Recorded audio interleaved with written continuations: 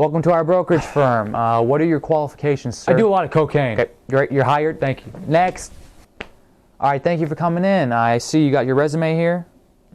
Interesting. Okay, what are your qualifications? I have my license degree, Series 763. I also have a PhD from MIT in Yeah, we don't do that here. economics using You're not algorithmic. hired. You're actually fired. I'm a hire, then fire you. Okay, Get out of my fine. face. Next. What do you do? Yeah, cocaine. Great, I love to hear it. Next. You guys remember the 80s? You probably don't, because you're a baby. You probably still wear diapers. That's big diaper. You guys remember in the 80s when you'd get a job for like $2 an hour and be able to pay rent, go to school, and literally function a full-growing family? And then you'd go to Wall Street. Remember Wall Street? You'd get a job with Matthew McConaughey, and then he would teach you how to do this thing, and then you would... Okay, that's in The Wolf of Wall Street, and... Was it even in the 80s? Or, anyways, remember the 90s? Because in the 80s, the stock market was very prosperous. It started off with Ronald Reagan being elected, having huge, massive tax cuts, and allowed corporations to basically expand themselves. Obviously, there's this whole thing of Democrats versus Republicans and the whole concept of supply-side economics, or known as Reaganomics or trickle-down economics. But essentially what happened was the stock market just kept going up. Sadly, it went to its inevitable doom in 1987, and had a huge market crash. But what's really important is how different things are now.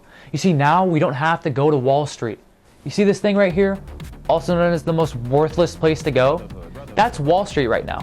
Nobody goes there to really make trades anymore. They usually do it in front of their computer, on their mobile phone, their laptop, their TV, hell, even their Tesla you can make trades on now.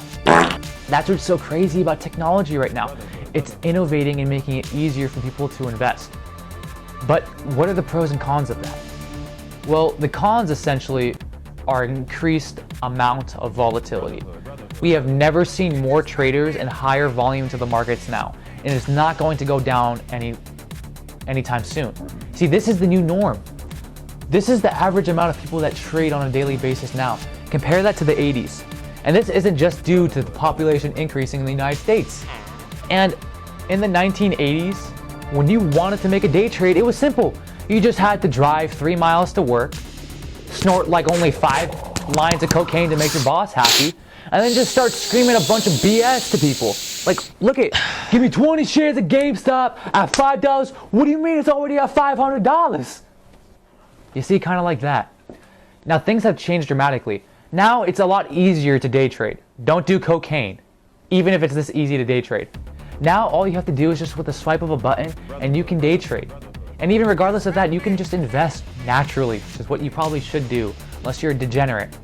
And I salute you. But regardless of all of that, day trading and investing into the stock market has never been easier than now, and for very good reason. And yes, there are cons to it. Higher increase of volume, which could increase volatility, and it could cause a larger amount of corrections. But that's okay. This is the new norm. Having more people into the stock market brings so much more pros to it. It increases more decentralization, more innovation, more renovation. I need to renovate my house and go to Home Depot. Anyways, with everything that's going on right now, it is so much easier to invest in the stock market. And with interest rates near zero, money and liquidity is everywhere.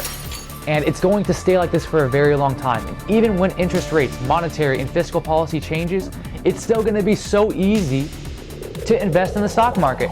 Now, making money will come there and now, but there are ways to make it easier as you grow as an investor. Here are little examples of option trades, ETFs, stocks, other derivatives. Those are futures. That is not the future I was talking about. That's the rapper future. I'm talking about, there you go, future contracts.